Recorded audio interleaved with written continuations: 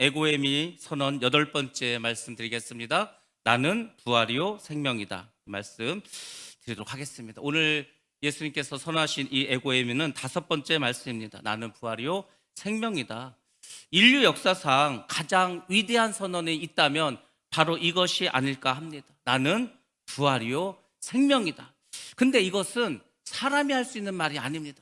감히 어느 누가 이런 말을 할 수가 있겠습니까?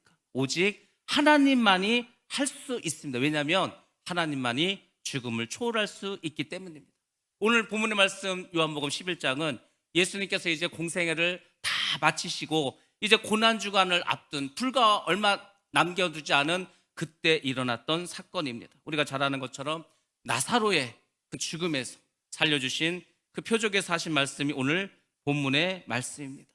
우리가 이제 오늘 주제가 부활이고 생명입니다. 우리가 얼마 전에 부활절을 지냈기 때문에 이 부활과 생명에 대해서 여러분들이 많은 말씀을 들으셨을 겁니다. 그래서 저는 오늘 특별히 이 죽음에 대해서 또 한번 깊이 생각을 하려고 합니다. 부활과 생명이라는 말을 하기에 앞서서 우리가 꼭 먼저 넘어야 할 것이 있다면 바로 죽음이라는 겁니다. 죽음. 그래서 우리는 이 죽음이 무엇인가에 대해서 여러분들 아셔야 됩니다.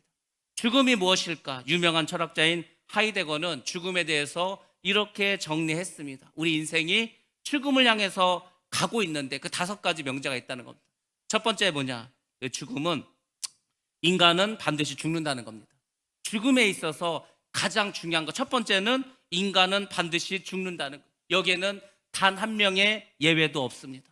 오죽하면 심지어는 예수님도 죽으셨습니다.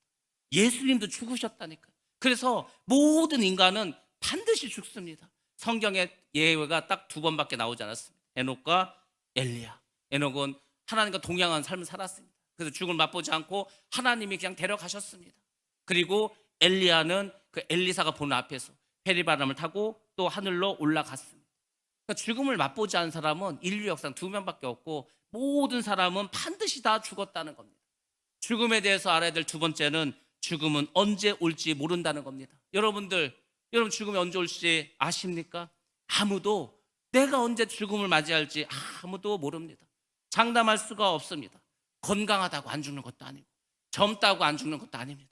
그래서 태어날 때는 순서가 있지만 죽을 때는 순서가 없다고 말해주고 있습니다. 사실 삶과 죽음은 종이 한 장 차이입니다.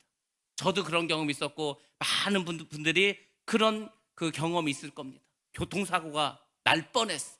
근데 만약에 났다면 그냥 죽는 거야. 그냥 큰 트럭이 왔어. 덤프 트럭이 앞에 오는데 정말 깻잎 한 장 차이로 피했어. 부딪혔으면 죽었고 피했으니까 살았습니다. 항상 죽음은 우리 옆에 있는 거 그렇게 언제 닥칠지 모릅니다. 그래서 죽음은 언제 올지 모른다. 그러니까 뭡니까? 늘 죽음을 대비하라는 거예요.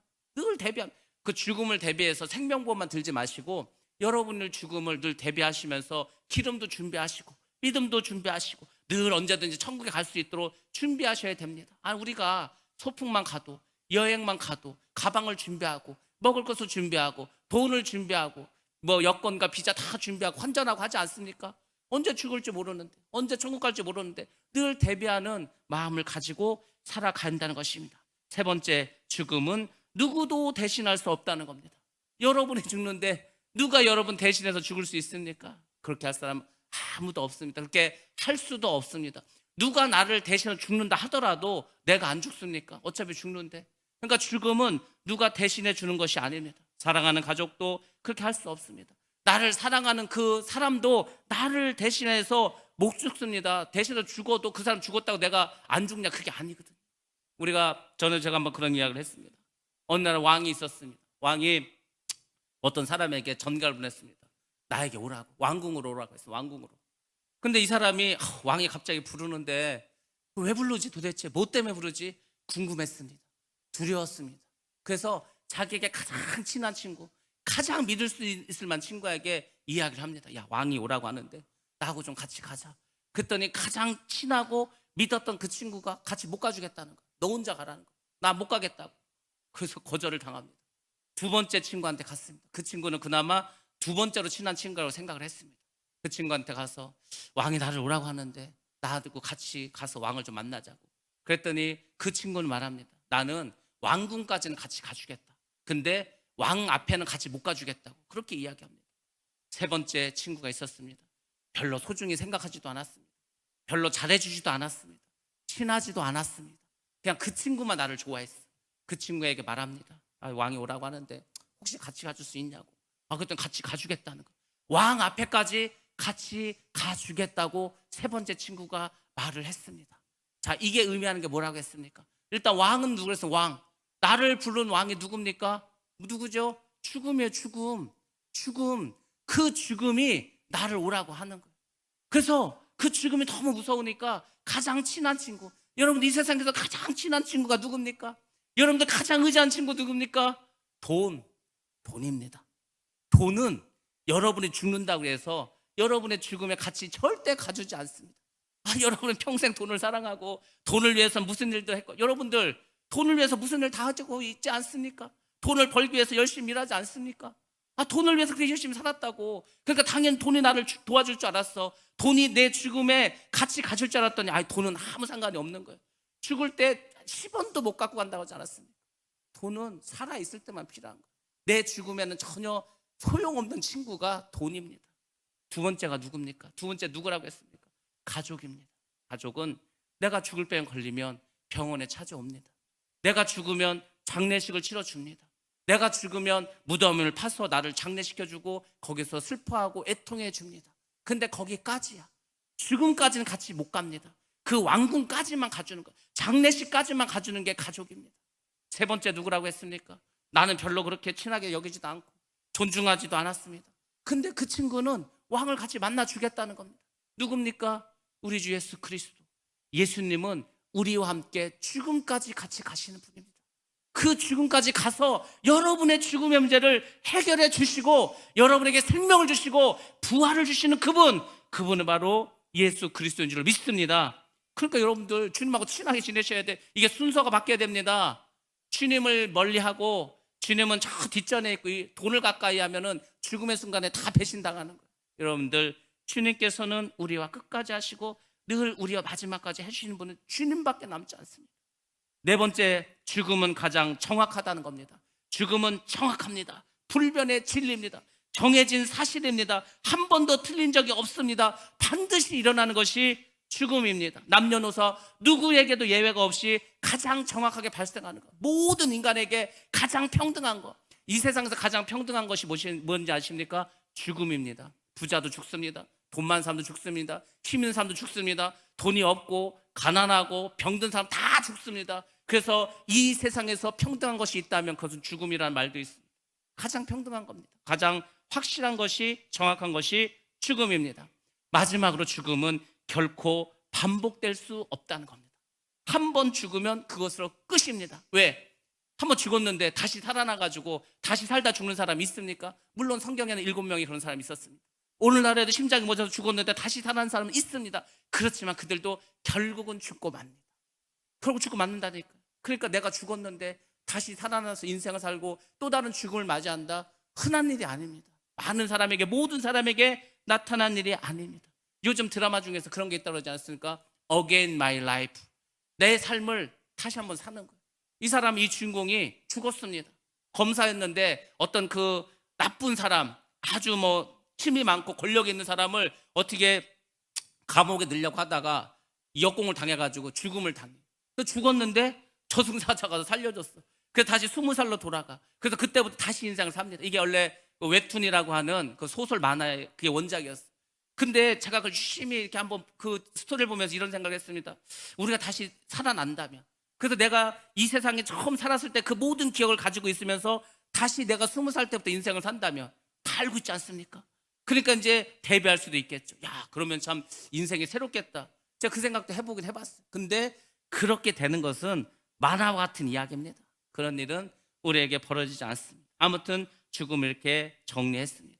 여러분들, 이 세상에서 나는 부활이고 나는 생명이다, 이런 말을 할 수 있는 사람은 둘 중에 하나입니다. 첫 번째는 진짜 하나님. 하나님 이 말씀을 하실 수 있습니다. 왜? 그분은 죽음을 정복하신 분이기 때문에, 죽음에 승리하신 분이기 때문에. 또 한 분의 사람이 있습니다. 누가 그런 말 할 수 있습니까? 비정상적인 사람, 미친 사람 이런 말 할 수 있죠. 근데 정상적인 사람은 이 말을 할 수가 없습니다. 나는 부활이고 나는 생명이다. 이단의 교주나 그런 말 하겠죠. 절대 할 수가 없습니다. 왜? 어차피 자기도 죽는 것을 압니다. 이단 중에 영생교라는 게 있었습니다. 영생교 교주인 그 조이성이가 자기는 죽지 않는다는 거, 영생한다는 겁니다. 80대에 죽었습니다. 그 뭐로 설명할 거예요? 안 죽는 다음에 죽었어요. 그러니까 그렇게 자기의 죽음에 대해서 그렇게 사기를 치면 안 돼. 죽음 확실하다니까 누구에게나 일어나는데 결국은 죽고 말았습니다. 여러분들, 부활이 가짜라면, 예수님께서 살아나는 게 가짜라면 2000년이 내려오는 기독교 역사에서 기독교는 벌써 사라져 버렸을 겁니다. 근데 기독교가 사라지지 않았습니다. 전 세계로 계속해서 퍼지고 있습니다. 아직도 예수의 복음을 듣지 못하는 그 미전도 종족에게 지금도 복음은 전파되고 있으면 누군가에 의해서 목숨을 걸고, 왜? 부활이 진짜인 거예요. 부활은 사실이었습니다. 부활을 믿습니다. 하나님의 말씀이 맞았습니다. 예수님께서 부활하신 것을 이 사람들은 자기 삶을 통해서 반드시 경험하고 체험했습니다. 구약 성경에서 예언했던 모든 일들이 성취된 것을 이 사람들은 압니다. 우리도 알지 않습니까? 우리도 믿지 않습니까? 그래서 지금도 우리가 예수를 믿을 수 있는 겁니다. 예수님은 말씀하십니다. 나는 부활이다, 또 생명이다. 예수님이 부활이라고 하신 말씀이 뭡니까? 다시 산다, 그리고 죽지 않는다. 왜? 부활체로 변했기 때문에. 부활체로. 여러분들, 예수님은 부활의 첫 열매가 되셨다고 합니다.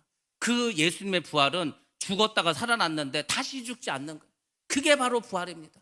죽은 사람이 수술을 해서 죽은 사람이 심장을 어떻게 해가지고 다시 살아나도 그 사람 다시 죽기 때문에 우리가 부활이라고 말하지 않습니다. 근데 예수님께서 우리에게 약속하신 것은 죽었는데 다시 살아나면 이제는 더 이상 죽지 않는 그것을 말하는 겁니다. 그래서 성경에서는 그것을 우리에게 이렇게 말씀을 주고 있습니다. 데살로니가 전서 4장 16절 말씀입니다. 같이 봅니다. 시작. 주께서 호령과 천사장의 소리와 하나님의 나팔 소리로 친히 하늘로부터 강림하시리니 그리스도 안에서 죽은 자들이 먼저 일어나고. 아멘. 그리스도 안에서 먼저 죽은 자들이 예수님이 이 땅에 재림하실 때 이제 다시 살아납니다. 그게 바로 부활입니다. 그때 몸이 부활체로 변하게 되는 겁니다. 믿는 자는 부활하게 되었습니다. 그리고 그때 부활하면 영원히 죽지 않는다고 말씀하셨습니다. 또 예수님께서 뭐라고 말씀하셨어요? 나는 생명이라고 말했습니다. 예수님께서 우리에게 영원한 생명을 주십니다. 그래서 우리가 뭐라고 하죠? 영생이라고 합니다. Eternal life, 영원한 생명, 죽지 않는 생명을 우리에게 주십니다. 사망도 없습니다. 죽음도 없습니다. 영원히 살아가는 겁니다. 아니, 우리가 어떻게 영원히 살죠? 부활하지도 않았는데, 죽지도 않았는데. 그 사람들은 우리의 몸을 호련히 변화시켜 주십니다. 그래서 우리가 변화체라고 합니다. 언제 우리가 호련히 변합니까? 죽어될 때. 내가 죽었다가, 예수를 잘 믿다가 죽었어. 예수님께서 재림하셔. 그러면 부활체로 살아나는 겁니다. 나는 죽지 않았어. 믿음 생활 열심히 하고 있어. 주님이 오셨어. 그러면 우리는 몸이 호련히 변화되어서 휴거하게 됩니다. 마치 군뱅이가 변해서 나비가 되듯이, 번데기가 변해서 나비가 되듯이 우리 몸이 변합니다. 왜 변합니까? 그래야 천국에 가서 영원히 살 수 있는 몸이 될 거 아닙니까? 그래서 우리의 몸을 주님께서 변화시켜 주십니다. 데살로니가 전서 4장 17절과 18절 말씀을 같이 한번 보겠습니다. 시작. 그 후에 우리 살아남은 자들도 그들과 함께 구름 속으로 끌어올려 공중에서 주를 영접하게 하시리니 그리하여 우리가 항상 주와 함께 있으리라. 그러므로 이러한 말로 서로 위로하라. 아멘. 우리 살아남은 자들, 예수를 잘 믿고 고난과 고통과 환난 가운데서도 살아남은 사람이 있어. 그럼 그 사람들을 구름 속으로 끌어올립니다. 끌어올린다는 게 휴거 아닙니까? 한자로. 그래서 공중에서 주님을 영접하게 합니다. 그렇죠? 그러니까 서로 너희들 어떻게 하라는 거예요? 그 주님이 우리 항상 함께 하시기 때문에 서로 위로하라는 거예요. 지금 우리가 힘들다, 지금 우리가 어렵다, 우리가 지금 예수 믿어서 이렇게 핍박을 당하고 재산을 빼앗기고 감옥에 가고 죽음을 당하고 멸시를 당한다. 그렇지만 우리 주님 오시면 우리는 다 천국으로 들리면 받을 것이다. 천국에 주님을 맞이할 것이다. 이런 말로 서로 위로하라는 겁니다. 여러분들, 우리가 핍박을 당하고 고난을 당하면 기독교는 힘이 생긴다. 더 서로 위로합니다. 서로 아껴줍니다. 같이 정말 전우와 같이 전쟁을 치르는 그런 전우가 됩니다. 그래서 기독교는 핍박이 있고 환란이 있으면 더 강력해집니다. 마귀가 그걸 아는 거예요. 그러니까 마귀는 환란도 안 주고 핍박도 안 줍니다. 시험도 안 줍니다. 그냥 편안하게 해줍니다. 그냥 편하게 예수 믿어. 편하게 예수 믿는 순간 믿음이 떨어집니다. 은혜도 떨어집니다. 기도를 안 합니다. 예배도 안 옵니다. 그러면 이제 마귀만 춤추게 되는 거예요. 마귀의 전략을 바꿨다니까. 이거 환난 핍박으로 될 일이 아니에요. 여러분들, 우리가 예수를 잘 믿고 우리가 서로 위로하고 서로 기도해주고 우리 같이 힘들지만 믿음을 가지고 나아가자. 정말 전우회를 가지고 여러분 주님 오시는 그날까지 우리 한 마음으로 같이 믿음으로 나아가야 할 줄로 믿습니다. 나가야 되는 거예요. 같이 막 쓰러지면은 막 이렇게 부둥켜 안고 막 업고라도 그렇게 가서 우리 모두 천국으로 들어가야 합니다. 모든 사람에게 죽음이 온다고 했습니다. 모든 사람은 죽을 수밖에 없습니다. 그래서 모든 사람은 죽음에 대한 두려움이 있습니다. 죽음에 대한 두려움이 있죠. 당연히 죽으면 어떻게 될까? 죽으면 내가 어떻게 되지? 죽을 때 뭐 힘들지 않을까? 두려움이 있습니다. 그래서 인간은 죽음을 극복하기 위해서 많은 노력을 했습니다. 과학을 발전시킵니다. 의학을 발전시킵니다. 최첨단 현대 문명을 이용해서 어찌하든지 좀 오래 살아보려고, 죽지 않으려고 합니다. 그렇지만 조금의 어떤 삶을 연장시킬 수 있습니다. 수술을 통해서, 약을 통해서 뭐 조금은 연장을 시킬 수 있죠. 그렇지만 그 문제를 영원히 해결하지 못합니다. 진시황도 불로초를 찾아보겠다고 그 난리를 폈지만 결국은 50대의 나이에 죽지 않습니까? 다 죽을 수밖에 없습니다. 오늘날의 진시황이 나왔습니다. 이 사람이 세계 부자 순위 1위입니다. 이 사람이 테슬라라고 하는 자동차의 사장입니다. 엑스스페이스라는 우주선을 만들어서 사람들을 우주 관광시키려고 하는 사람입니다. 이 사람이 이제 그 전자화폐를 이용해가지고, 지금 우리가 종이돈을 쓰지만은 전자화폐 회사를 만들어가지고 앞으로도는 종이지폐가 아니라 다 전제 결제를 할 수 있는 회사도 만들었습니다. 그리고 이 사람이 또 만든 게 뭔지 아십니까? 이 사람이 작년에 이제 원숭이를 실험했고 그 전에 뭐 돼지를 실험하고 했는데 사람의 뇌에다가 칩을 하나 집어넣는 거예요. 칩을. 그래서 뭘 생각을 하면은 그대로 됩니다. 원숭이에게 칩을 집어넣었어. 그래서 원숭이가 오른손을 들고 싶다 그러면은 뭐 오른손을 들려주고, 뭐 불이 켜고 싶다 그러면 불이 켜주고, 그 전자파를 이용해서 그렇게 해서 다 성공을 했습니다. 그래서 올해부터는 그것을 사람에게 심기로 했어요. 그 프로그램의 최종 목적이 뭔지 아십니까? 우리가 살다가 죽어. 그럼 어떻게 되냐면 뇌 속에 있는 칩을 꺼내. 죽었으니까. 그리고 다른 몸에다가 그 칩을 집어넣어. 그러면 그 사람은 이제 이 칩에 의해서 내가 되는 거예요. 쉽게 말해서 이 스마트폰이 있지 않습니까? 이게 내 스마트폰이 되는 이유는 여기에 유심 카드라는 카드를 넣는 거예요. 그 유심 카드를 넣으면은 이 스마트폰이 이제 내 전화번호가 돼서 이제 뭐 내가 자유로 쓸 수 있습니다. 근데 여기서 유심칩을 빼가지고 다른 스마트폰에 넣으면은 그걸 또 내 폰으로 내 번호로 쓸 수 있는 거예요. 그런 것처럼 사람의 뇌에다가 칩을 넣어가지고 그 속에는 내 경험과 내 기억과 내 추억과 모든 것이 담겨져 있는 거예요. 근데 육신은 죽지 않습니까? 물론 그 사람이 더 의학을 발전시켜 돈을 막 투자해서 막 뭐 150살, 200살 영원히 살도록 만들겠다는 거야. 지금 목표가. 그럼에도 죽어. 그러면 칩을 빼. 그래서 다른 건강 육신에 넣겠다는 거야. 그거 지금 연구하고 있습니다. 그거. 그러니까 그렇게 살아도 죽음을 면해 보겠다는 거예요. 세계 최고의 부자가.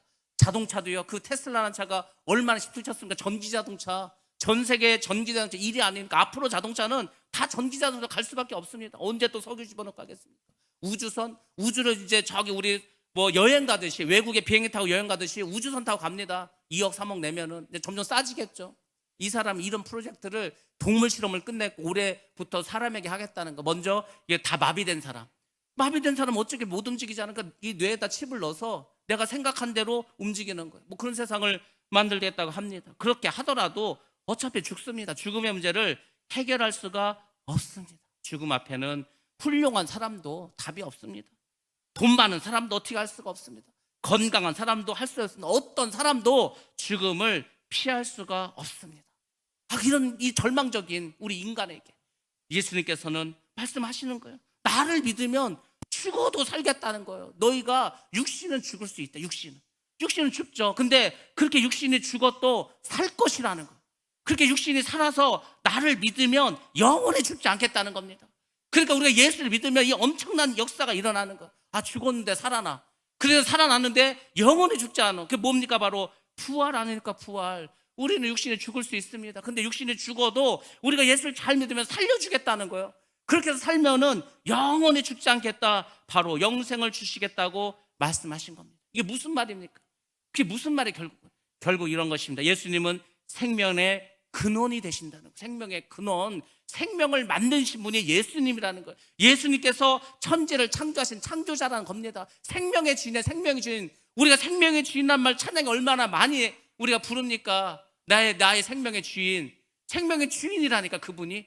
그래서 그분이 우리를 살리기도 하고 죽이기도 합니다. 죽은 사람을 살리기도 하고 그렇게 살아서 영원히 살게도 하십니다. 왜? 생명의 주인이 바로 주님이기 때문에. 그래서 이런 말씀을 탐대히 주님이 하실 수가 있었던 겁니다. 두 번째로는 믿는 우리에게 최고의 선물을 주시기 위해서, 여러분들, 우리 인간에게 최고의 선물이 뭡니까? 돈입니까? 돈 있으면 왜 죽으면 없어지는데? 건강입니까? 그 건강 다 나중에 나이 들면 없어지는데. 결국 우리에게 최고의 선물은 생명입니다. 부활입니다. 이것을 우리에게 주시겠다는 거야. 왜? 너희들은 인간이기 때문에 죽을 수밖에 없다. 죽어서 지옥에 갈 수밖에 없다. 그렇지만 십자가에서 죽으신 그 예수를 믿으면 너의 운명을 바꿔주겠다는 겁니다. 너의 인간의 한계를 뛰어넘게 해주겠다는. 우리가 어떻게 영원히 삽니까? 우리가 어떻게 죄사함을 받습니까? 우리가 어떻게 천국에 갈 수 있겠습니까? 그렇지만 부활하신 주님을 믿으면 너희도 부활시켜 주겠다는 거예요. 그렇게 약속해 주시고 축복해 주신 그 말씀이 나는 부활이요 생명이다, 이 말씀인 줄로 믿습니다. 믿으라고. 믿어야 됩니다. 믿는 자에게 이런 축복이 임하게 됩니다. 부활이요 생명이다, 이렇게 말씀하신 그 예수님, 그 예수님을 만나면 여러분들 바로 죽음의 문제를 해결받습니다. 가장 큰 문제, 가장 어려운 문제, 우리가 해결할 수 없는 문제, 죽음의 문제를 해결할 수 있어요. 또 하나, 이 세상을 살아가면서 얼마나 많은 문제가 있습니까? 돈 문제도 있죠, 건강 문제도 있죠, 자녀 문제도 있죠, 인간관계 문제도 있죠. 문제 투성이요. 근데 우리가 예수를 만나면 그 문제도 해결해 주시겠다, 주님께서 그렇게 약속해 주셨습니다. 우리는 죽음의 문제를 해결할 수 없는 존재였습니다. 그렇지만 부활을 믿음으로 죽음의 공포가 사라지고 모든 죽음에 대한 두려움도 사라지게 됩니다. 그것이 바로 예수를 믿어야 하는 이유인 줄로 믿습니다. 예수를 왜 믿어요? 예수를 믿어서 죽음의 공포가 없게 하려고. 죽음의 공포가 없을 뿐만 아니라 부활도 얻기 위해서. 그래서 예수 믿는 겁니다. 여러분들, 옛날에 어떤 프로에서 어떤 다큐멘터리 이런 게 나왔어요. 이 분이 우리나라 심장의 대가예요, 대가. 그래서 막 조금만 해도 이 심근경색이 있고 심장이 막히고 해서 막 심장 때문에 고통당하는 사람 얼마나 많습니까? 저도 한동안 좀 심장이 그래서 뭐 조금만 하면 숨이 차서 뭐 헐떡헐떡거려. 그래서 그런 환자가 너무 많아. 엄청나게 많습니다, 우리나라. 이분이 수술을 해가지고 그 사람들 다 살렸어요. 10m도 못 가고 뭐 5m만 가도 헉헉거리던 사람이 이분을 만나서 건강한 심장을 가졌어요. 그래서 그 의사 선생님 너무 고마워가지고 이 팬클럽이 생겼습니다. 그 환자들이. 그래가지고 뭐 1년에 몇 번 이렇게 같이 만나서 뭐 등산도 하고 하는 거예요. 이 사람들 인터뷰할 때 그거 얘기하는 거예요. 자기가 10m도 못 갔는데 이 의사 선생님 고쳐줘갖고 이게 등산도 하고 인생이 바뀌고 삶이 바뀌고 뭐 얼마나 기뻐하고 난리도 아니었어요. 근데 예수님은 그게 아니라니까. 그렇게 심장 수술 잘하면 안 죽습니까? 그렇게 심장 수술하면 안 아픕니까? 어차피 또 아프고 또 어차피 죽습니다. 근데 예수님은 그게 아니라 영원히 살게 해주겠다는 것, 죽음의 문제를 해결해 주겠다고 그렇게 우리에게 말씀해 주셨습니다. 죽음이 없이 지금부터 영원히, 여러분 예수를 믿으면 그 순간부터 영원히 죽음이 없는 겁니다. 영원한 삶을 살게 해주시겠다고 말씀해 주고 있습니다. 이 세상의 삶도 천국의 삶으로 바꿔주시겠다고 그렇게 말씀해 주셨습니다. 어떻게? 예수를 믿기만 하면 그렇게 해주신다고 했어요. 근데 왜 그걸 안 믿습니까? 힘들게 수술할 필요도 없고 돈 들 필요도 없고 믿기만 하면 되는데 그 믿음이 없는 거. 우리가 믿기만 하면 그거 다 주시겠다는데 그걸 사람들이 못 믿는 겁니다. 그래서 이 찬양도 나오지 않습니까? 돈으로도 못 가요, 힘이 있어도 못 가요, 벼슬로도 못 가요, 지식으로도 못 가요. 다 못 갑니다. 어여뻐도 못 갑니다. 마음이 착해도 못 갑니다. 하늘나라 그래서 가는 거 아닙니다. 하늘나라 뭐로 간다 했습니까? 거듭나야 가는 나라, 믿음으로 가는 나라, 그것이 하나님의 나라인 줄 믿습니다. 그러니까 믿으시라고. 믿으면 된다고. 그 믿음이 우리에게 없다는 것입니다. 예수님은 그냥 말씀으로만 한 게 아니에요. 내가 너를 살려줄게, 나는 부활이고 생명이다, 그냥 말만 한 게 아니라니까. 오늘 본 말씀 보시기 바랍니다. 나사로를 살려주셨습니다. 나사로를 살려주신 게 뭔지 아십니까? 너희들, 이게 부활이야, 이게 부활. 왜 예수님께서 나사로를 살려주실 수도 있었습니다. 왜? 나사로 동네 바로 옆에 있었거든. 금방 가서 기도하면 살려주고 죽지 않아도 됩니다. 또 죽었어. 근데 사흘 후에 가서 다 썩어서 썩는 냄새가 나. 근데 왜 굳이 예수님이 4일을 기다려서 그때 갔냐? 이거 이유가 있습니다. 예수님께서 부활이 뭔가를 사람들에게 이 표적을 통해서, 예시를 통해서 보여주고 싶은 거예요. 봐라, 썩었지, 냄새나지, 죽었지, 근데 다시 살아나잖아. 이것이 부활이라는 거. 이것이 너희들 죽어서 썩었어.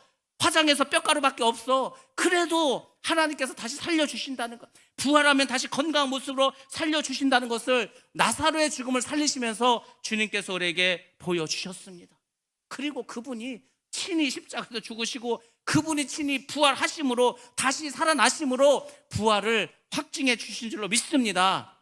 그렇잖아요. 예수님 부활했잖아요. 예수님 부활해 제자들 나타나지 않았습니까? 제자들 만나지 않았습니까? 승천하시지 않았습니까? 그게 거짓말하면 지금 누가 예수를 믿겠냐고. 아무도 안 믿지. 근데 여러분 잘 보시기 바랍니다. 그런데도 이렇게 부활이 사실이고 말씀하신 대로 주님이 부활하신 데 불구하고 아직도 안 믿는 사람이 있다는 거. 이 땅에는, 이 세상에는 아직도 불신자가 훨씬 더 많습니다. 우리가 아무리 기독교인을 많이 잡아도 20%입니다. 5분의 1. 5분의 1 정말 최대한으로 잡아도 1000만 명, 한 20% 되겠죠. 되지도 않지만. 그 얘기는 뭐냐면 80%는 안 믿는다는 거. 이 땅에 지금 우리나라에도. 우리나라가 그래도 예수를 잘 믿는 나라고, 그 어떤 나라도 열심히 나라인데 그럼에도 불구하고 80%가 예수를 안 믿는 나라가 우리나라입니다. 아직도 많은 사람들이 불신자의 모습으로 있습니다.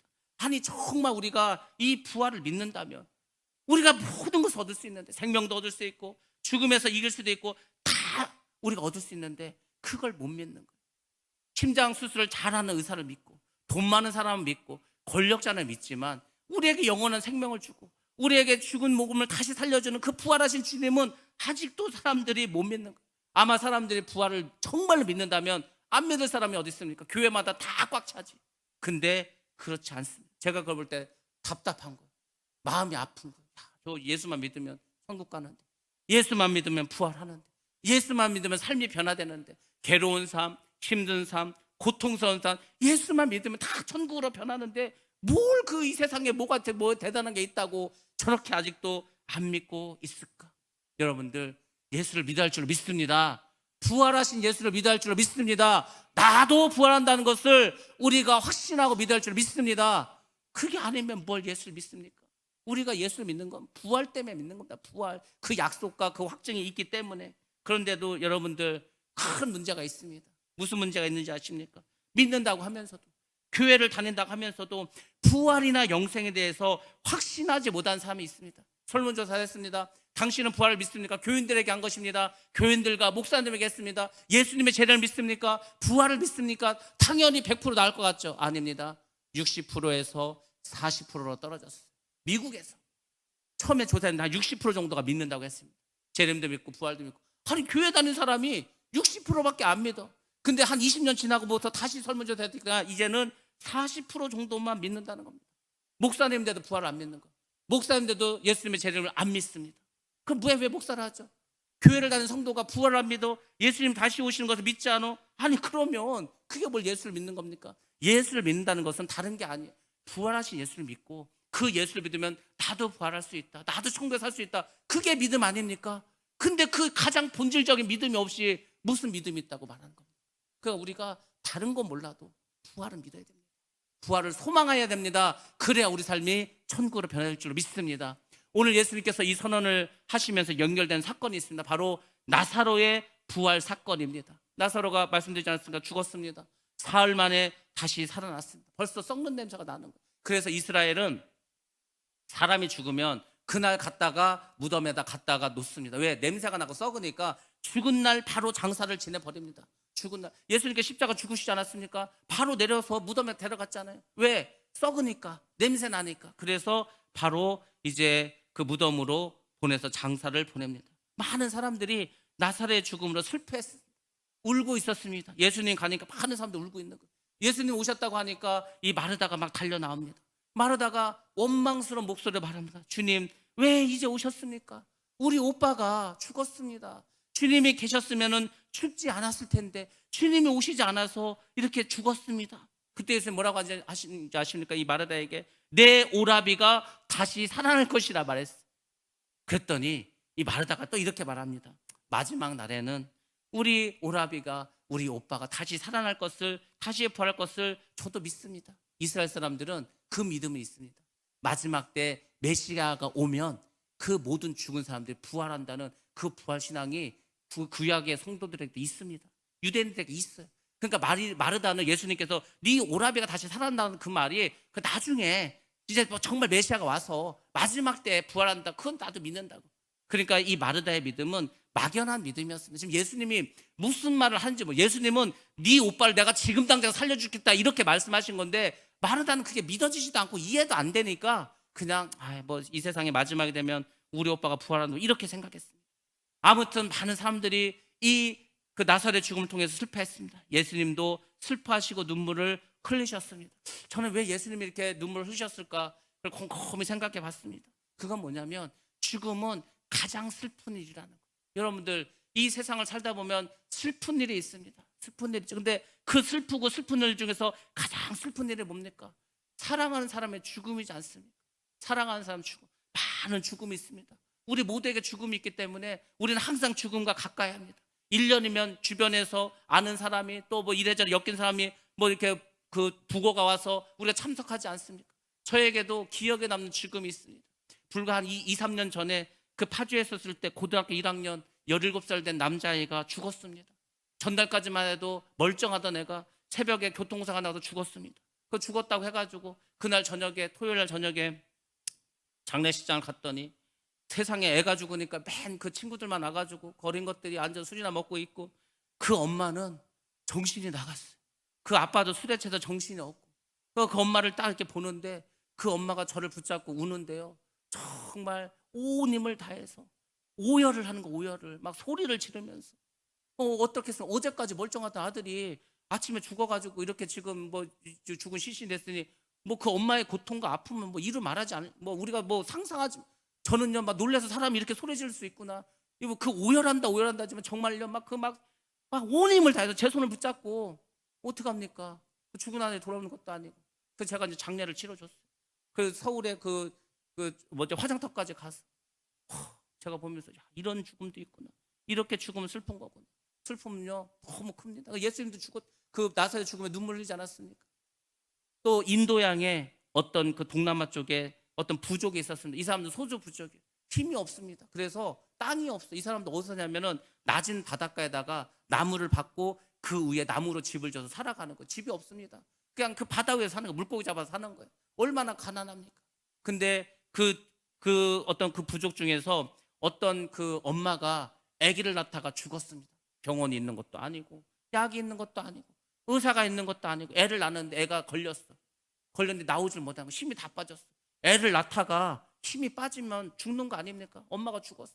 그것을 보고 큰딸 8살 된 애가 막 우는 거예요. 엄마가 죽었으니까. 막 벽에다가 막 그냥 눈을 닫고 막 우는 거예요. 남편도 그 앞에 뭐 무릎 꿇고 막 눈물을 흘리는 거예요. 그리고 그 시신을 이제 뭐 평생을 바다 위에 살았지만 땅이 없으니까 그냥 천으로 둘둘 맞아가지고 아무데나 그냥 땅을 파서 묻었습니다. 얼마나 그 가족들은 그런데 아니 뭐 우리가 물론 죽음 많이 보죠. 근데 그 죽음이 너무너무 제 가슴을 울렸어요. 사람이 저렇게도 죽을 수 있구나. 얼마나 애통한 일입니까? 우리나라도 옛날에 뭐 애 낳다가 죽으면 뭐 의사가 있으니까 뭐가 있으면 다 죽는 거지 그냥. 애 낳다가 많이 죽지 않았습니까? 애도 죽고 산모도 죽고 둘 다 죽기도 하고 다 났어요. 얼마나 슬픈 일입니까? 또 하나의 죽음이 있습니다.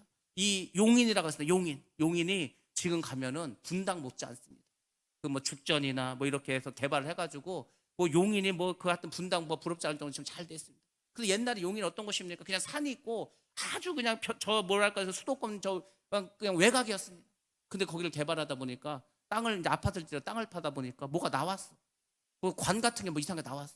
그래서 이제 봤더니 미라가 나왔어. 미라가 한 5살 된 그 남자아이인데 뚫뚫뚫뚫 옷으로 이렇게 해가지고 미라가 나왔어. 그래서 이제 이게 도대체 누구 묘일까? 묘라면 이렇게 표시가 있었는데 묘라는 표시도 없고. 그래서 그 지역이 누구 거냐 했더니 어떤 문중의 땅이었어. 그래서 그 집 족보를 막 찾아봤습니다. 족보를 찾아봤더니 어떤 집에서 늦둥이를 낳았어. 늦둥이를 낳았는데 이 아이가 5살에 죽었어. 그래서 이제 그 미라를 이렇게 조사해 보니까 얘가 그 5살에 이제 병이 왔습니다. 홍역이 왔어. 홍역. 이게 상처가 남았겠죠. 홍역으로 죽었어. 근데 이 엄마 아빠가 그 5살 된 아들이 막 너무 이걸 묻을 수가 없는 거야. 너무 슬퍼가지고.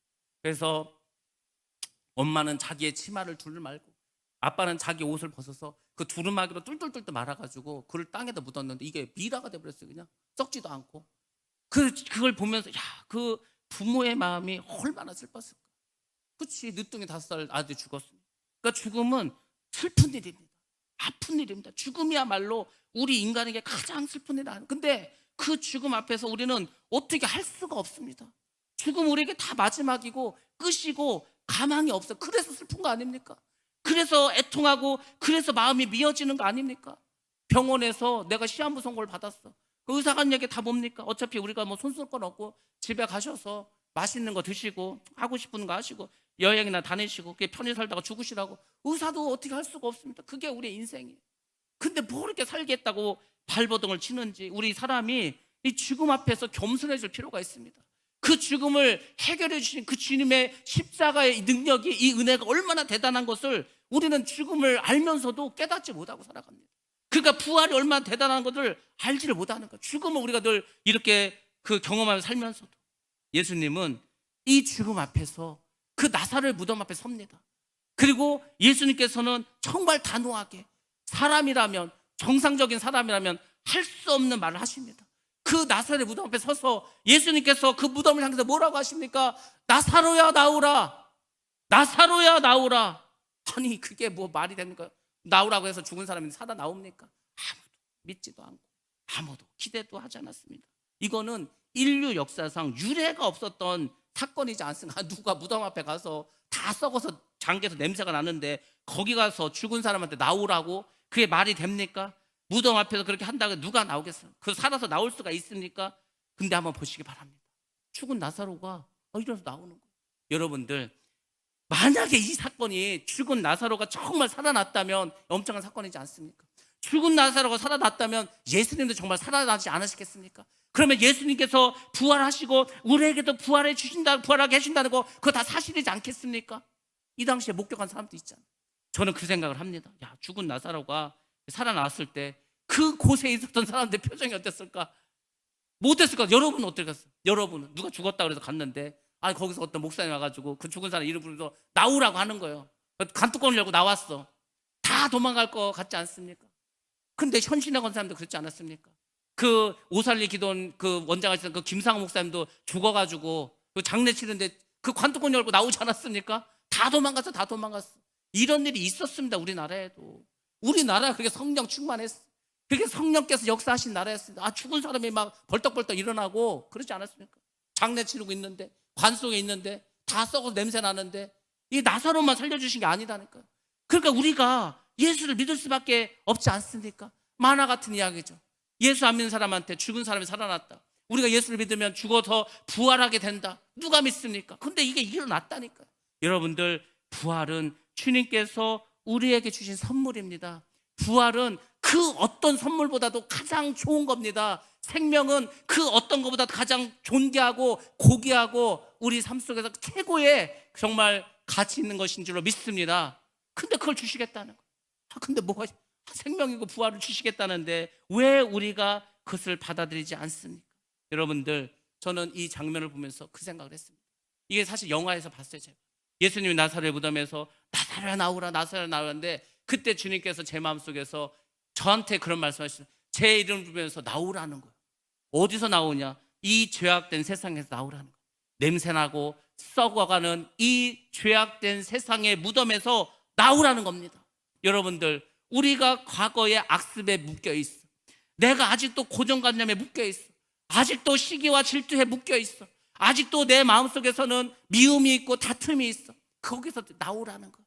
그 냄새나는 곳에서, 그 더러운 곳에서, 그곳에서 나오라는 거예요. 내 인생이 슬프고 내 인생이 괴롭고 내 인생에 아직도 아픔이 있다. 거기서도 나오라는 거예요.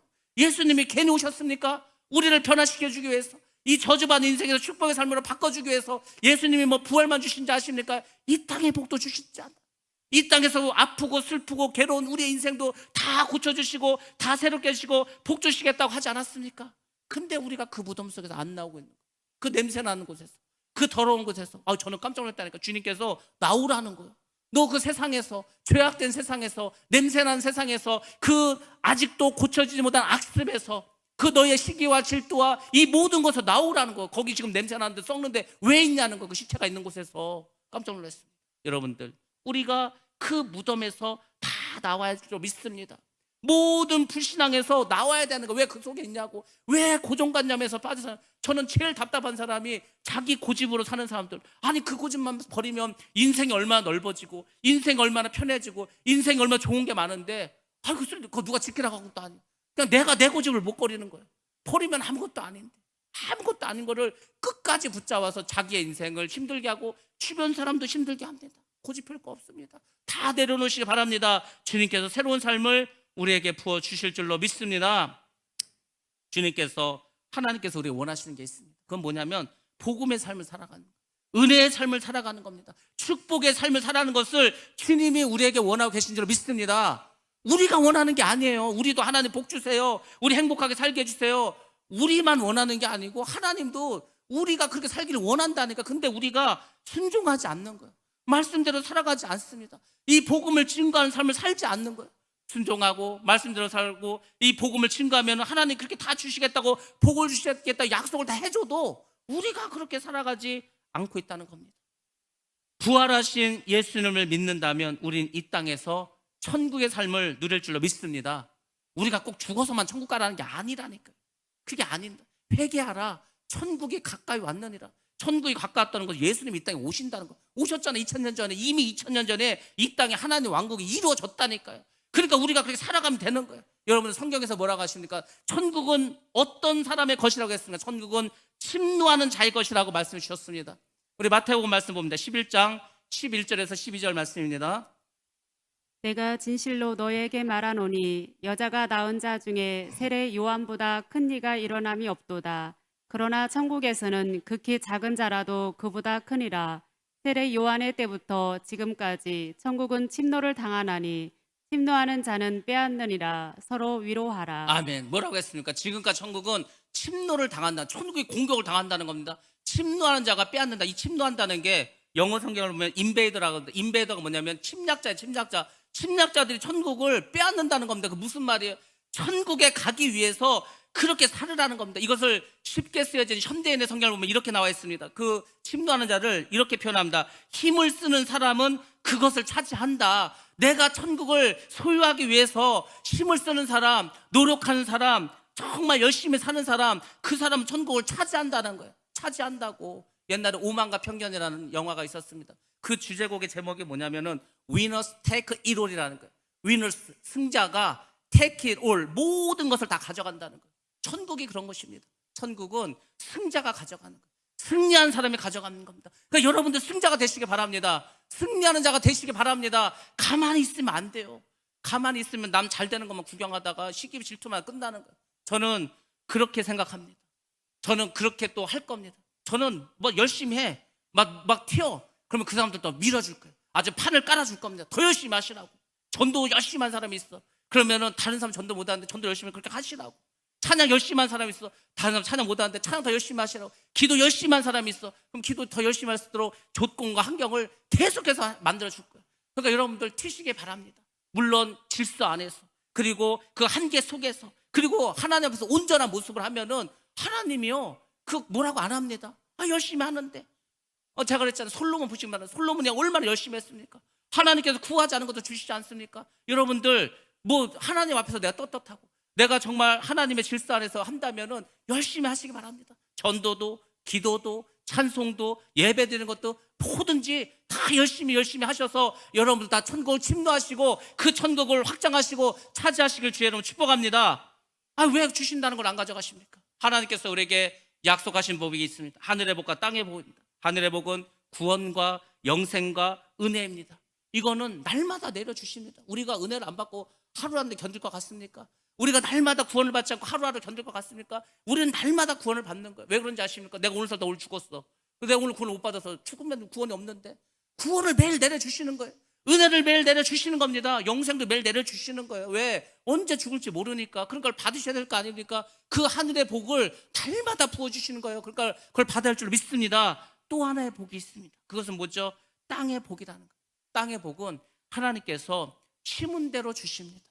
행한 대로 주십니다. 그 복은 자녀에게도 흘러갑니다.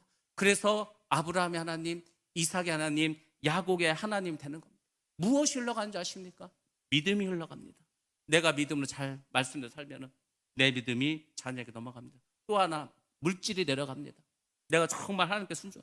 이게 제가 솔직히 말하면 경험을 말씀드리자면 물질의 복은 다른 게 없어요. 심어야 받습니다. 내가 없으면 없는 대로 심으세요. 그러니까 막 부담된다. 제가 그랬잖아요. 제가 하나님이 막 그 헌금하라고 해갖고 내가 너무 힘들어서 일주일을 못 한다고 버티다가 몸 살라갖고 결국은 순종했다고 하지 않습니까? 근데 그게 다 하나님 이유가 있다니까요. 괜히 하나님이 그렇게 하는 게 아닙니다. 하나님이 복 주려고 그러는 거, 복 주려고. 하나님이 아무것도 안 하는데 심은 것도 안 돼 복을 주면은 그 다 우리가 망나니가 되지. 그래서 하나님께서 복을 주고 싶어. 때가 됐어. 그러면 이제 하나님께서 슬그머니 우리를 테스트하십니다. 너 이거 이렇게 해라. 하나님 나 돈이 없는데. 나 지금도 살기 힘든데요. 근데 믿음을 보는 거예요. 힘든 거 하나님 모르시는 거 알아요. 어려운 거 모르시는 거 알아요. 그래도 하나님 말씀 순종을 해. 힘들지만 순종을 해. 그럼 하나님 그 믿음을 보시고 거기에 복을 내려주신 줄 믿습니다. 성경이 다 말해주고 있지 않습니까?